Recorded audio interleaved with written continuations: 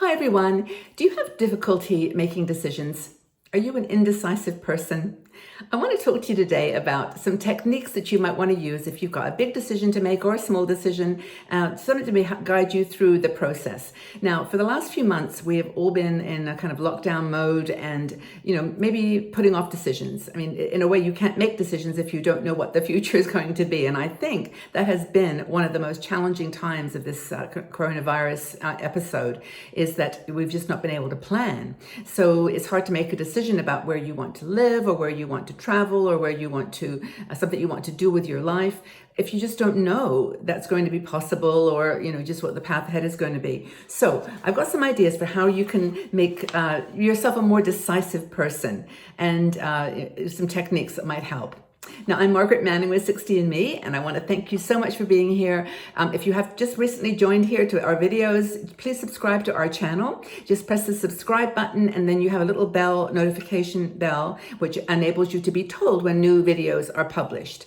We've got about 1,700 of them out there on all kinds of topics. So if you want to be part of this community and you love to watch these videos, please help us out by subscribing. So let's talk about something that, let's decide, are you going to do this or not? I wake up every morning, and we all do, and make decisions that are just kind of unconscious. What we're going to wear, how we wash our face, maybe skincare products we use. It's just kind of, we've decided that's how we're going to do it. It's easy, and they're kind of unconscious decisions. Those are the easy ones: what to wear, which direction to walk to the shops, how to get to work. But then there's the bigger decisions. There's the big life decisions that are more than just a casual, it doesn't matter whether I wear pink or blue. It's ones like that could really change the trajectory of your life, change where you're at, where you're living, what you're doing with your work, your job, if you had that job to go back to. I know this has been such a challenging time, and it's really hard in some ways to talk about anything still to do with decision making. But I think that if we can build this muscle, when things do start to open up and we're able to move forward, we will have, kind of automated some of the decision making. So that's what I'm hoping for anyway. One of the big ones, of course, is decisions that involve money. If you've got decisions that involve money, that makes it twice as hard, because you may not have a lot. It may be a big decision whether to invest in something or not, buy a new car or something, even buy a new home. I mean, there may be plenty of opportunities now, but, is that a decision that you have all the information in order to make? And I think that's one of the biggest challenges, is feeling like you don't have all the information. And, it's just been, as I said, a time of great confusion. This article by Terry White actually is going to go through these little ideas in a very practical, fun way. And I think you'll enjoy them, because one of the things that I always, when I'm making a decision, is I always grab a cup of tea. This is my kind of, what do we call it? Like my North Star, like as long as I have a cup of tea, I'm okay. Maybe yours is coffee, but just like find that place where you can look at both sides. Now, Ben Franklin, I think, was the person who made that famous thing about if you've got a decision to make a list. They call it the Ben Franklin list. And it's like on one side it says pro, on the other side it says con. What are the good things about this decision? Let's take moving, for example. Say you're going to want to move to a retirement location. You want to decide where you want, maybe move out of the state or another country, or when that's open and available to you, or you want to just move somewhere in the, from the city to the country, or vice versa. All the pros, good things that you can think about, why that's a good decision, a good move. Then on the other side of the page, put the things that are the cons. What are you going to have to give up?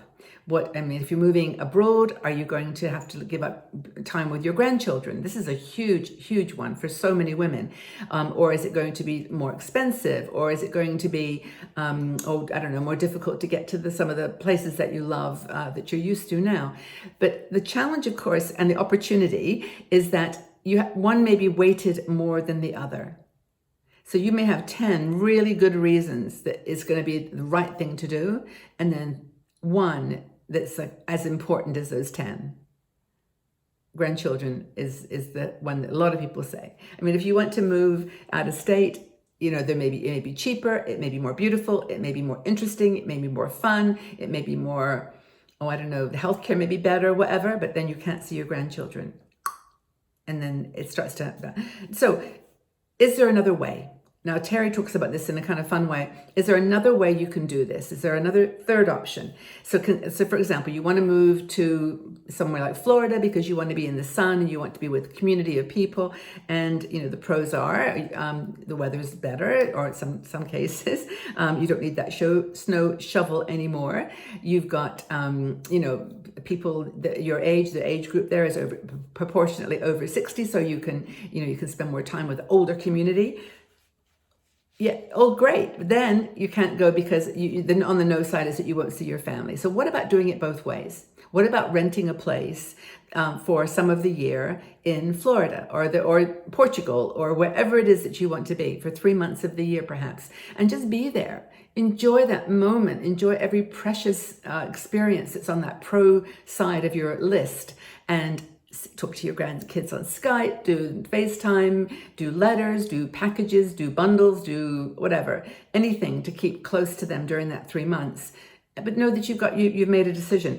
Renting a place out now. I know I'm recording this while there's still a pandemic going on and it's still challenging around the world. Probably will be for a long time. But maybe you can find a middle ground here. Just even to go for a week or 2 weeks, or just fill that part of yourself that wants to get away and do those things in a different way. Or, it doesn't have to be a place. It can be another decision altogether. So I think that's important. The thing that Terry mentions, which I think is really cool, is to pair your indecision with your intuition. What is your intuition about this decision that you're trying to make? Usually, if you follow your intuition, if you can go for it right at the beginning, you will be in the right direction. And if it's pulling too much away from something that you cannot give up, then you're going to have to find that middle ground. But if your intuition is that you really want to be out of this relationship, or you really want to be in another place, or you really need a new car, follow your intuition. You may have to compromise. You may need to do something that's a little, not so perfect, but what's perfect anymore? So it's all good. Follow your gut. There's a reason. Did you know that? I'm going to get this wrong. Something like your gut controls your brain cells. I can't think what it is. Something about how if you have a healthy gut, it impacts the happiness level in your brain. And there's a scientific reason for this. Someone can probably tell me this. But the point I'm making is that if you follow your gut, there's a reason for it. It's got a bond, an emotion. It's got a connection to you. It's what's important. Now, trust in yourself, I think, is the most important thing. And, for example, she gives an example, Terry, I was just look at my notes here. Something about she was going to give her son and his new wife a gift, some money, as a gift for their wedding, $10,000 or something. And then she decided that her intuition told her that wasn't the right decision, that she should not do that. So she agreed with them that she would give them $1,000 or some amount of money every month, and then she would give them their balance with interest on their 10th wedding anniversary. I thought that was such a cool compromise, though, because she obviously was concerned that the marriage wasn't going to be strong enough. That give them the money now, they'll spend it. Why not give it to them on their 10th wedding anniversary when they've been together, they've got children, perhaps they need that money more than they do at the moment. So I thought that was kind of a cool decision-making process for something that you just had a gut feeling was the right thing. Now, did you know that waiting and seeing is a decision? Indecision can be a decision. And if you get to that point where you're just unable to make the decision, talk to someone. Talk to a family member, to a friend, to a counselor, to a doctor. Talk to someone that you can just say, look, this is tearing me up. I need to decide on this topic, whatever it is. Can you help me talk it through? And, when you do this, when you make indecision your decision, you actually limit your options because you close everything down and it's just black and white, and you just cannot see the nuance. You can't see the colors in between. So just if you can get beyond that, then I think it's a good thing. She says there's some questions you can ask with every decision. And I think this is kind of a nice way to end is, will it make my life better? Will it improve a relationship with someone? Will it make my life better? Will it improve a relationship? Or am I doing it to please someone else? Or are you doing it to please yourself? Those 3 questions can kind of help you, at least net it out. Like, is it going to make my life better? Yes or no? Is it going to help a relationship? Yes or no? Is it to please someone? Am I making a decision to please someone? I've done this. I can tell you about that sometime. But right now, I want you to dwell on this and think about it. And think about indecisiveness, how it's holding you back perhaps, and what techniques you might use to kind of make a decision. What is your strategy? So again, thank you so much for being here, everybody. Have a wonderful day wherever you are. Check out our subscribe button and press that up button for us so that we can know that you're part of this community, part of this channel, and then the notification bell. Ring that, press that little bell, and it will tell you when we come up with new videos. Don't forget to check out our website. We've got Twitter, we're on Pinterest, all over the place.